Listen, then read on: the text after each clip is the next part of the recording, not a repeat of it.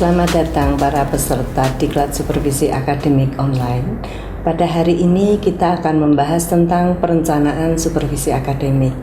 Untuk membahas materi itu, sudah ada peserta kita seorang narasumber yang telah 12 tahun ada pada bidang supervisi akademik pembelajaran. Baiklah, mari kita sapa narasumber kita hari ini. Selamat datang Pak Kavinsi, apa kabar? Alhamdulillah baik, terima kasih Ibu telah mengundang saya hari ini. Pak Kavinsi, coba tolong Bapak ceritakan kepada para peserta Diklat Supervisi Akademik tentang latar belakang Bapak. Oke, Alhamdulillah saat ini saya kebetulan menjabat sebagai Kepala SMP Negeri 1 Baturetno Wonogiri dan juga sekaligus sebagai narasumber di supervisi akademik ini, Bu. Oh iya Pak, mengapa supervisi akademik itu perlu direncanakan? Bukankah sebenarnya sudah ada formatnya itu?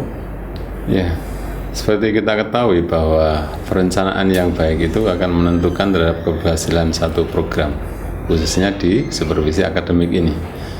Tujuan dari supervisi akademik itu adalah memberikan bantuan kepada guru di dalam pembelajaran. Maka pelaksanaan supervisi akademik ini harus mengacu pada kebutuhan guru.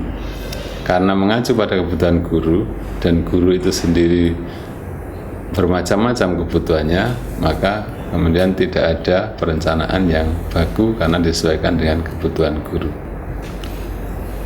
Baik Bapak, tapi pada kenyataan real itu banyak kepala sekolah yang melakukan supervisi ini hanya untuk memenuhi tuntutan kewajiban tanpa memperhatikan aspek-aspek perencanaan supervisinya. Menurut Bapak, apa yang penting dilakukan dalam merencanakan supervisi akademik? Yang pertama, hal yang perlu dilakukan adalah membuat perencanaan untuk semua guru itu tidak sama. Artinya harus ada pembeda satu dengan lain karena sesuai dengan kebutuhan guru. Yang kedua, bagaimana kita menggunakan kreativitas untuk menyusun perencanaan supervisi itu sendiri. Yang ketiga, bagaimana seorang kepala sekolah dalam hal ini merencanakan supervisi bersifat kooperatif dan melibatkan semua stakeholder yang ada di sekolah.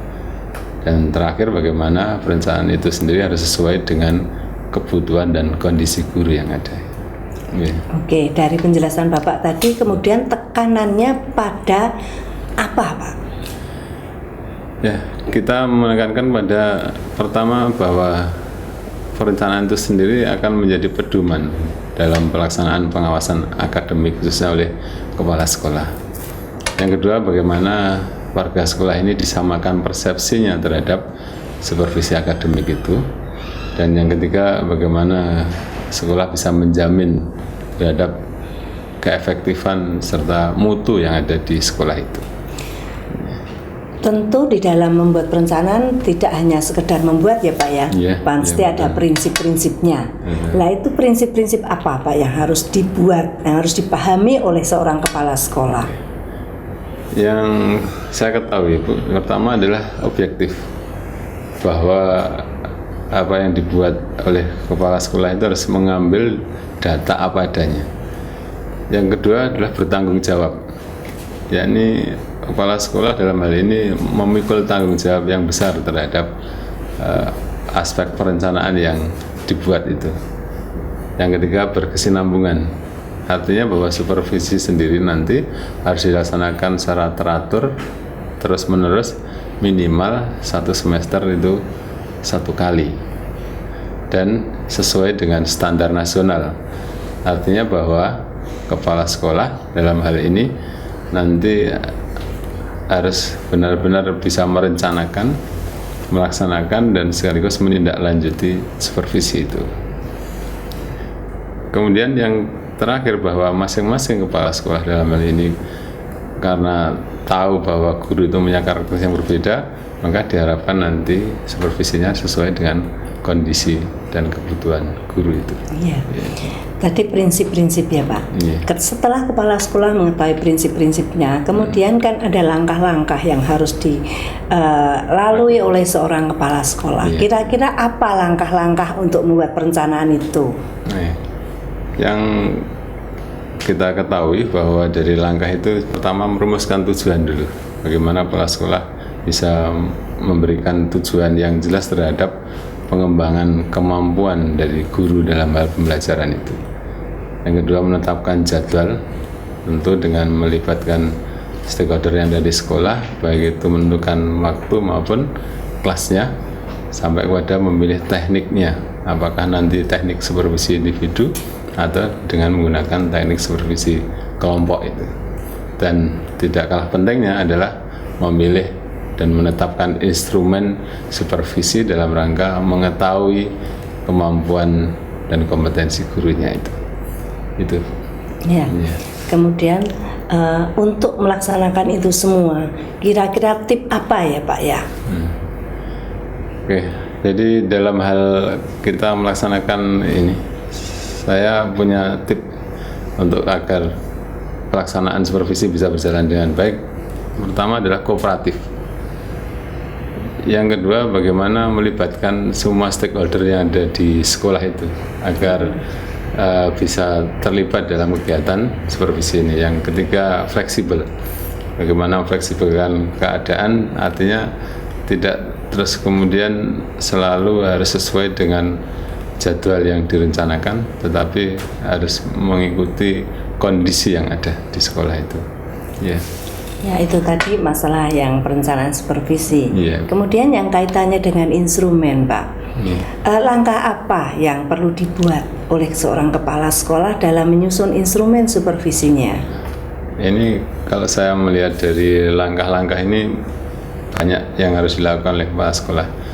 Meliputi pertama menentukan sasarannya dulu. Yang kedua menentukan variabelnya. Yang ketiga menentukan instrumen yang akan digunakan.